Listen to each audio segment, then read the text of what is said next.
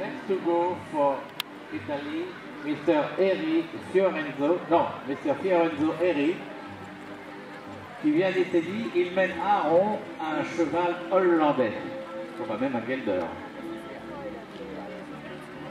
Alors vous voyez, ça trotte du genou, ça a le cou très haut, l'encolure relevée. Et ce cheval a 6 ans, il est attelé à un Corning American Buggy. C'est des voitures légères comme...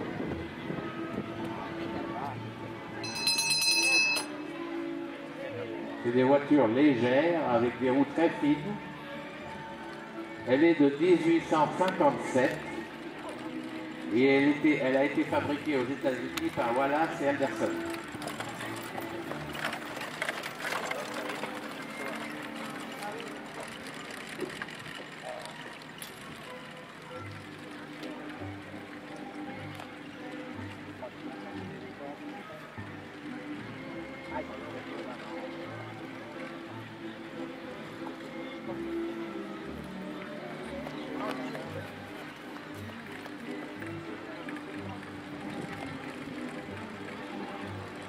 Alors là, évidemment,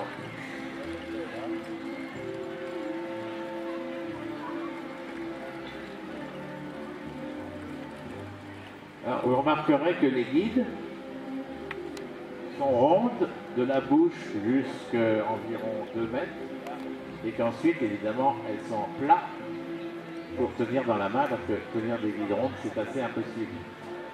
Alors, pourquoi elles sont rondes? Elles coulissent un peu mieux dans les clés et puis c'était un peu une espèce de chic, une petite mode. Au 19e, chaque personne aimait bien se distinguer par une originalité personnelle. Et là, l'attelage est attelé à l'anglaise, c'est-à-dire qu'il a un collier et un harnais fauve. On dit fauve quand ils sont marrons. Les guides sont toujours en cuir naturel pour ne pas déteindre sur le dos du cheval ou dans les mains du meneur. Le meneur a un tablier sur les genoux de façon à ce que les guides ne salissent pas son pantalon. C'est pas qu'il a froid, hein, mais ça protège les tenues de la graisse ou des saletés qui pourraient être sur les guides.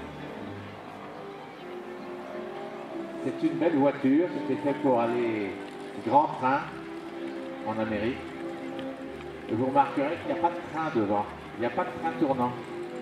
C'est en tournant, ça force sur l'essieu avant, il y a peut-être 5 degrés de battement, mais il n'y a pas de moulin qui tourne sous la voiture.